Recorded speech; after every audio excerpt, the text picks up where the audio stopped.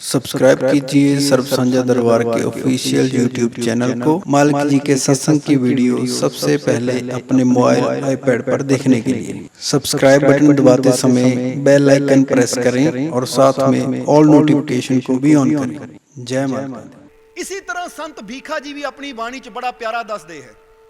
संत भीखा जी कहते हैं कि भीखा बात है समझ की, जो समझे ले पहचान।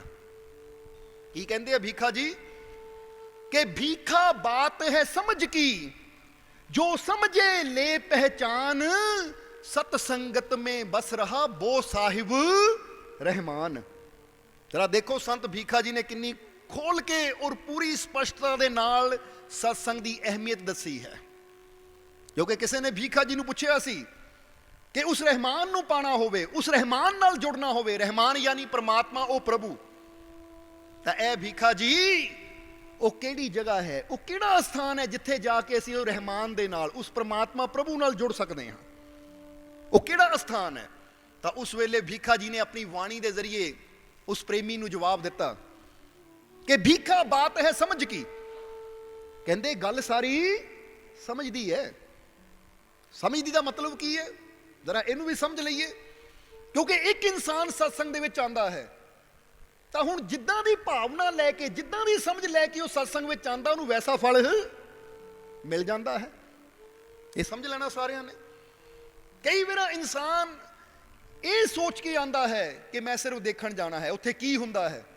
तो एक इंसान इस भावना नाल जांदा है कि सत्संग दे विच हरी दा वास है, सत्संग दे विच प्रभु दा वास है, सत्संग दे विच रहमान वसदा है। तो हुण जरा आप ही सोचो कि एक देखण दी भावना नाल आया है, तो एक इस शरदा, इस विश्वास नाल आया है कि सत्संग दे विच वो परमात्मा वसदा है, इसलिए मैं परमात्मा नाल जुड़न जा रहा हाँ, मैं उहदी रहमत नूं प्राप्त करन जा रहा हाँ। तो हुण जैसी भावना लेके इंसान सत्संग दे विच आंदा है, सत्संग च बैठदा है, उहनूं वैसा फल मिल जाता है। इसलिए संत भीखा जी ने कहा तेरी समझ दी गल है सारी। क्योंकि गुरुआं ने भी फरमान किया बिच संगत हर प्रभ बसे जियो। उन्होंने भी ये गल नहीं कही कि परमात्मा तीर्थां ते वसदा है, या परमात्मा जंगलों च वसदा है, या परमात्मा मंदिरां मस्जिदां च वसदा है। गुरुआं ने भी इशारा किया संगत की तरफ।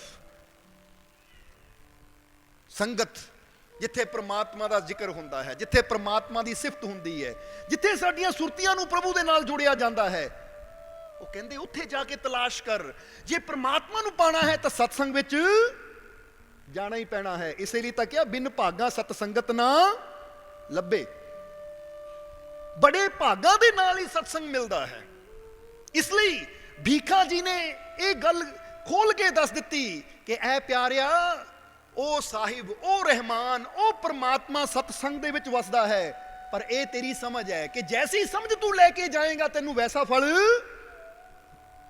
मिल जाना है। इसलिए जे इंसान ये सोच के आंदा है कि सत्संग च जाण ना मेरी झोली खुशियां ना भरेगी, मैनू विश्वास है, तो उसकी झोली खुशियां नाल जरूर भरदी है। जे इंसान इस भावना नाल जांदा है कि सत्संग विच जाण नाल मेरी सुरती मेरे परमात्मा प्रभु नाल जुड़ेगी, मैनू विश्वास है, तो सत्संग विच बैठण दे नाल ही उसकी सुरती प्रभु नाल जुड़नी शुरू हो जाती है। यानी चाहे दुनियावी मंग होवे, चाहे रूहानियत की मंग होवे, ऐसी जैसी मंग लैके, जैसी सोच लैके, जैसी समझ लैके सत्संग दे विच बैठ जाते हैं, वैसा फल सानू मिलना शुरू हो जाता है। इसलिए इस चीज़ नू याद रखना हमेशा कि ये तुहाडी सोच ते तुहाडी समझ ते निर्भर करता है कि अज तुसी की सोच लैके सत्संग च बैठे हो। फिर विश्वास रखो, फिर यकीन रखो कि मैं जो सोच के आया हाँ वो पूरा भी जरूर होएगा। मैनू विश्वास है अपने रब ते, विश्वास है अपने मालिक ते।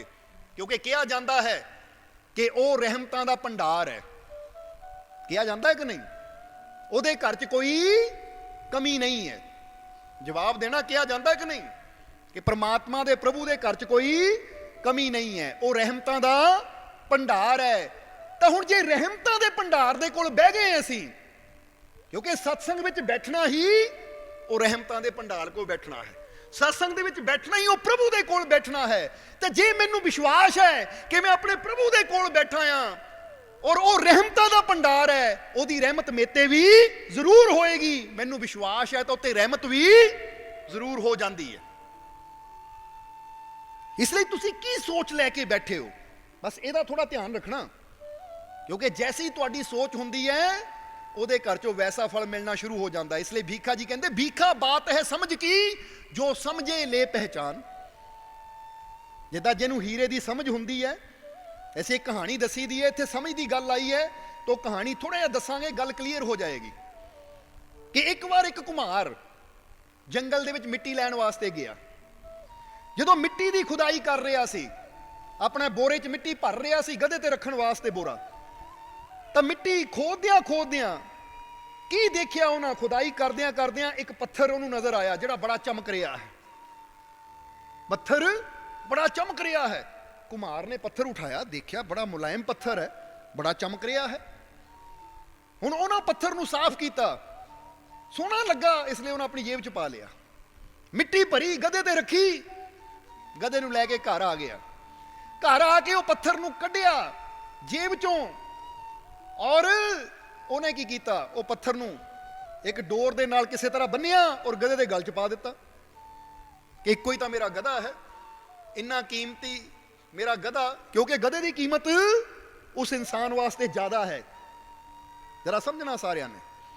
ਉਹ ਕਹਿੰਦਾ ਮੇਰੇ ਵਾਸਤੇ ਤਾਂ ਕੀਮਤੀ ਗਧਾ ਹੀ ਹੈ, ਇਸ ਲਈ ਇਹਨੂੰ ਸਜਾਉਣ ਦੀ ਖਾਤਰ ਇਹਦੇ ਗਲ 'ਚ ਪਾ ਦੇਵਾਂ। ਹੁਣ ਉਹ ਪੱਥਰ ਗਧੇ ਦੇ ਗਲ 'ਚ ਪਾ ਦਿੱਤਾ ਉਸਨੇ, ਔਰ ਬਰਤਨਾਂ ਨੂੰ ਜਿਹੜੇ ਪੱਕੇ ਹੋਏ ਸੀ ਉਹਨਾਂ ਬਰਤਨਾਂ ਨੂੰ ਗਧੇ ਤੇ ਰੱਖਿਆ, ਔਰ ਸੋਚਿਆ ਪਹਿਲਾਂ ਬਰਤਨ ਬਾਜ਼ਾਰ 'ਚ ਵੇਚ ਆਵਾਂ ਔਰ ਫਿਰ ਆ ਕੇ ਜਿਹੜੇ ਨਵੇਂ ਬਰਤਨ ਤਿਆਰ ਕਰਨੇ ਆ ਫਿਰ ਕਰਾਂਗੇ। ਇਸ ਲਈ ਪੱਕੇ ਹੋਏ ਬਰਤਨ, ਤਿਆਰ ਬਰਤਨ ਉਹਨਾਂ ਗਧੇ ਤੇ ਰੱਖੇ ਔਰ ਬਾਜ਼ਾਰ ਦੀ ਤਰਫ ਤੁਰ ਪਿਆ। ਬਾਜ਼ਾਰ ਗਿਆ, ਬਰਤਨ ਉਤਾਰੇ, ਇੱਕ ਪਾਸੇ ਉਹਨਾਂ ਸਜਾ ਲਏ ਬਰਤਨ ਵੇਚਣ ਵਾਸਤੇ, ਔਰ ਕੋਲ ਹੀ ਆਪਣਾ ਗਧਾ ਵੀ ਬੰਨ ਲਿਆ। ਹੁਣ ਬਰਤਨ ਬੈਠਾ ਵੇਚਣ ਲੱਗਾ ਹੈ ਕਿ ਅਚਾਨਕ ਉੱਥੋਂ ਦੀ ਇੱਕ ਆਦਮੀ ਗੁਜ਼ਰਿਆ। ਉਹ ਆਦਮੀ ਇੱਕ ਸੁਨਾਰ ਸੀ। ਉਸਨੇ ਜਦੋਂ ਤੁਰੇ ਜਾਂਦੇ ਨੇ ਦੇਖਿਆ ਗਧੇ ਦੇ ਗਲੇ 'ਚ ਚਮਕਦਾ ਹੋਇਆ ਪੱਥਰ, ਉਹ ਤਾਂ ਚੱਲਦਾ ਚੱਲਦਾ ਰੁਕ ਗਿਆ। ਕੀ ਹੈ, ਇੰਨਾ ਕੀਮਤੀ ਹੀਰਾ ਇਹਨਾਂ ਗਧੇ ਦੇ ਗਲ 'ਚ ਪਾਇਆ ਹੈ, ਇੰਨਾ ਅਨਮੋਲ ਰਤਨ ਗਧੇ ਦੇ ਗਲ 'ਚ ਪਾਇਆ ਹੈ। ਇਹਦਾ ਮਤਲਬ ਇਹ ਆਦਮੀ ਮੂਰਖ ਹੈ, ਇਹ ਆਦਮੀ ਨਾ ਸਮਝ ਹੈ, ਇਹਨੂੰ ਇਹਦੀ ਕੀਮਤ ਦਾ ਨਹੀਂ ਪਤਾ। ਕਿਉਂਕਿ ਜੇ ਇਹਨੂੰ ਇਹਦੀ ਕੀਮਤ ਦਾ ਪਤਾ ਹੁੰਦਾ ਤਾਂ ਇਹਨਾਂ ਇਸ ਤਰ੍ਹਾਂ ਬੇਕਦਰੀ ਨਹੀਂ ਕਰਨੀ ਸੀ, ਉਹਨੂੰ ਗਧੇ ਦੇ ਗਲ 'ਚ ਨਹੀਂ ਪਾਣਾ ਸੀ। ਇਸ ਲਈ ਉਹ ਸੁਨਾਰ ਨੇ ਉੱਥੇ ਰੁਕ ਕੇ ਉਸ ਘੁਮਾਰ ਨੂੰ ਪੁੱਛਿਆ, ਕਹਿੰਦਾ ਭਾਈ ਆ ਗਧੇ ਦੇ ਗਲ 'ਚ ਜੋ ਪੱਥਰ ਹੈ, ਕੀ ਤੂੰ ਵੇਚਣਾ ਚਾਹੁੰਦਾ ਹੈ ਇਸ ਨੂੰ? ਤਾਂ ਘੁਮਾਰ ਦੇ ਮਨ 'ਚ ਵੀ ਆਈ ਕਿ ਬਰਤਨਾਂ ਵੱਲ ਇਹਨਾਂ ਦੇਖਿਆ ਨਹੀਂ, ਗਧੇ ਦੇ ਗਲ ਦੇ ਪੱਥਰ ਨੂੰ ਦੇਖ ਲਿਆ ਜੋ ਕਿ ਨਿੱਕਾ ਜਿਹਾ ਹੈ, ਇਹਦਾ ਮਤਲਬ ਪੱਥਰ ਖਾਸ ਹੈ। ਥੋੜਾ ਜਿਹਾ ਸਮਝਦਾਰ ਉਹ ਵੀ ਸੀ, ਕਿਉਂਕਿ ਨਹੀਂ ਤਾਂ ਆਮ ਬੰਦਾ ਤੁਰਿਆ ਜਾਂਦਾ ਇਹ ਨਹੀਂ ਕਹੇਗਾ ਗਧੇ ਦੇ ਗਲ ਦਾ ਪੱਥਰ ਵੇਚਣਾ ਹੈ। ਤਾਂ ਉਸ ਵੇਲੇ ਇਹਨਾਂ ਕਿਹਾ, ਘੁਮਾਰ ਨੇ ਕਿਹਾ ਠੀਕ ਹੈ ਵੇਚ ਦਊਂਗਾ, ਪਰ ਮੈਂ ਇਹਦੇ ਪੂਰੇ 50 ਰੁਪਏ ਲੈਣੇ ਆ। 50 ਰੁਪਏ, ਕਿਉਂਕਿ ਕਿੱਥੇ ਬਰਤਨ 1-1 ਰੁਪਏ ਦਾ ਵਿਕਦਾ ਸੀ ਉਹ ਸਮੇਂ ਦੀ ਗੱਲ, 1-1 ਰੁਪਏ ਦਾ 50-50 ਪੈਸੇ ਦਾ ਬਰਤਨ ਵਿਕਦਾ ਸੀ। ਉਹਨੇ ਜਦੋਂ ਉਸ ਪੱਥਰ ਦੇ 50 ਰੁਪਏ ਮੰਗੇ ਤਾਂ ਉਹ ਸੁਨਾਰ ਕਹਿਣ ਲੱਗਾ ਲੈ, ਕਿਉਂਕਿ ਉਹਨੂੰ ਪਤਾ ਸੀ ਕਿ ਇਹ ਤਾਂ ਮੂਰਖ ਹੈ, ਇਹਨੂੰ ਪਤਾ ਹੀ ਨਹੀਂ ਇਹਦੀ ਕੀਮਤ ਕੀ ਹੈ। ਜੇ ਪਤਾ ਹੁੰਦਾ ਤਾਂ ਗਧੇ ਦੇ ਗਲ 'ਚ ਨਹੀਂ ਪੱਥਰ ਪਾਣਾ ਸੀ। ਇਸ ਲਈ ਉਹਨਾਂ ਕਿਹਾ ਲੈ 50 ਰੁਪਏ ਬਹੁਤ ਜ਼ਿਆਦਾ ਹੈ, ਮੈਂ ਤਾਂ 5 ਰੁਪਏ ਦੇਣੇ ਆ, ਮੈਂ ਤਾਂ ਇਹਦੇ 5 ਰੁਪਏ ਦੇਣੇ ਆ। ਕਿਉਂਕਿ ਸੁਨਾਰ ਨੇ ਸੋਚਿਆ ਜਦ ਪਤਾ ਹੀ ਨਹੀਂ ਇਹਨੂੰ ਤਾਂ ਇਹਦੇ ਵਾਸਤੇ 5 ਰੁਪਏ ਵੀ ਬਹੁਤ ਜ਼ਿਆਦਾ ਹੈ। ਪਰ ਘੁਮਾਰ ਨੂੰ ਵੀ ਇਹ ਸੀਗਾ ਜੇ ਹੁਣ 50 ਮੰਗਿਆ ਤਾਂ 50 ਹੀ ਕਹਿਣਾ ਹੈ।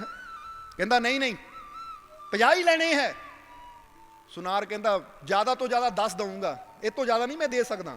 ਘੁਮਾਰ ਕਹਿੰਦਾ ਠੀਕ ਹੈ ਮੈਂ 30 ਲੈਣੇ ਆ। ਫਿਰ ਬਾਰਗੇਨਿੰਗ ਹੋ ਗਈ ਸ਼ੁਰੂ, ਉਹ ਇਧਰੋਂ ਵੱਧ ਰਿਹਾ ਤਾਂ ਉਧਰੋਂ ਘਟ ਰਿਹਾ ਹੈ। ਕਹਿੰਦਾ 30 ਲੈਣੇ ਹੈ। ਘੁਮਾਰ ਨੇ ਕਿਹਾ 30, ਸੁਨਾਰ ਕਹਿੰਦਾ ਸਿਰਫ 10 ਦੇਣੇ ਆ, ਤੋਂ ਵੱਧ ਨਹੀਂ ਮੈਂ ਦੇਣੇ। ਸੋਚ ਲਈ, ਮੈਂ ਉਹ ਸਾਹਮਣੇ ਦੁਕਾਨ ਨੂੰ ਜਾ ਰਿਹਾ ਹਾਂ, ਸਾਹਮਣੇ ਦੁਕਾਨ ਨੂੰ ਜਾ ਰਿਹਾ ਹਾਂ, ਮੁੜ ਕੇ ਆਂਦੇ ਨੂੰ ਫੈਸਲਾ ਕਰ ਲਈ, ਫਿਰ ਮੈਂ ਤੇਰੇ ਕੋਲ ਲੈ ਲੂੰਗਾ 10 ਰੁਪਏ ਦੇ ਕੇ। ਉਹਨੇ ਕਿਹਾ ਮੈਂ ਵੀ 30 ਤੋਂ ਘੱਟ ਨਹੀਂ ਦੇਣਾ। ਸੁਨਾਰ ਜਾਂਦਾ ਜਾਂਦਾ ਕਹਿ ਗਿਆ ਚੱਲ ਠੀਕ ਆ ਫਿਰ 15, ਆਖਰੀ ਬੋਲੀ 15, ਮੈਂ ਜਾ ਰਿਹਾ ਹੈ, ਸੋਚ ਲਈ ਆਂਦੇ ਨੂੰ 15 ਦੇ ਕੇ ਲੈ ਜਾਣਾ। ਕਹਿ ਕੇ ਸੁਨਾਰ ਦੁਕਾਨ ਤੇ ਚਲਾ ਗਿਆ, ਨਾਲ ਹੀ ਦੁਕਾਨ ਸੀ। ਇੱਧਰ 10-15 ਮਿੰਟ ਬਾਅਦ ਸੁਨਾਰ ਜਦੋਂ ਸਮਾਨ ਵਗੈਰਾ ਖਰੀਦ ਕੇ ਦੁਕਾਨ ਤੋਂ ਵਾਪਸ ਆਇਆ, ਗਧੇ ਨੂੰ ਦੇਖਦਾ ਤਾਂ ਗਧੇ ਦੇ ਗਲ 'ਚ ਪੱਥਰ ਹੀ ਹੈ ਨਹੀਂ, ਗਧੇ ਦੇ ਗਲ ਵਿੱਚ ਪੱਥਰ ਹੈ ਹੀ ਨਹੀਂ। ਉਹ ਬੜਾ ਹੈਰਾਨ ਹੋ ਗਿਆ, ਪਰੇਸ਼ਾਨ ਹੋ ਗਿਆ, ਕਿੱਥੇ ਗਿਆ ਪੱਥਰ? ਸੁਨਾਰ ਨੇ ਕਿਹਾ ਪੱਥਰ ਕਿੱਥੇ ਗਿਆ? ਉਹ ਕਹਿੰਦਾ ਜੀ ਕੋਈ ਆਇਆ ਸੀ, ਉਹ ਖਰੀਦ ਕੇ ਲੈ ਗਿਆ। ਤੁਹਾਡੇ ਤੋਂ ਬਾਅਦ ਕੋਈ ਹੋਰ ਆਇਆ ਸੀ, ਖਰੀਦ ਕੇ ਲੈ ਗਿਆ। ਉਹ ਸੁਨਾਰ ਕਹਿੰਦਾ ਕਿੰਨੇ ਦਾ ਖਰੀਦਿਆ? ਕਹਿੰਦਾ ਜੀ ਮੈਂ ਤਾਂ ਉਹਨੂੰ 50 ਮੰਗੇ ਸੀ, ਉਹਨੇ 500 ਦਿੱਤਾ। ਮੈਂ ਤਾਂ ਉਹਨੂੰ ਕਿਹਾ ਸੀ 50 ਲੈਣੇ ਆ, ਪਰ ਉਹ ਮੇਰੇ ਹੱਥੇ 500 ਰੱਖ ਗਿਆ। ਕਹਿੰਦਾ ਆ ਲੈ 500 ਫਟਾਫਟ ਦੇ, ਦੇਰ ਨਾ ਕਰ। ਸੁਨਾਰ ਕਹਿੰਦਾ 500 ਦੇ ਗਿਆ? ਉਹ ਮੂਰਖਾ, ਤੂੰ ਪਾਗਲ ਹੈ, ਤੇਰਾ ਦਿਮਾਗ ਖਰਾਬ ਹੈ। ਕੁਮਾਰ ਕਹਿੰਦਾ ਮੇਰਾ ਦਿਮਾਗ ਖਰਾਬ ਕਿਉਂ ਹੈ? 50 ਰੁਪਏ ਦੀ ਚੀਜ਼ ਮੈਨੂੰ 500 ਮਿਲ ਗਈ, ਯਾਨੀ ਮੈਂ 50 ਰੁਪਏ ਕੀਮਤ ਲਾਈ ਸੀ, ਉਹਦੇ ਬਦਲੇ ਮੈਨੂੰ 500 ਦੇ ਗਿਆ, ਤਾਂ ਮੈਂ ਮੂਰਖ ਕਾਹਦਾ ਆ? ਮੈਂ ਤਾਂ ਕਿਸਮਤ ਵਾਲਾ ਹੈ ਕਿ 50 ਮੰਗੇ ਸੀ, 500 ਮਿਲ ਗਿਆ। ਉਹ ਕਹਿੰਦਾ ਪਾਗਲਾ, ਇਹੀ ਤਾਂ ਤੇਰੀ ਮੂਰਖਤਾ ਹੈ।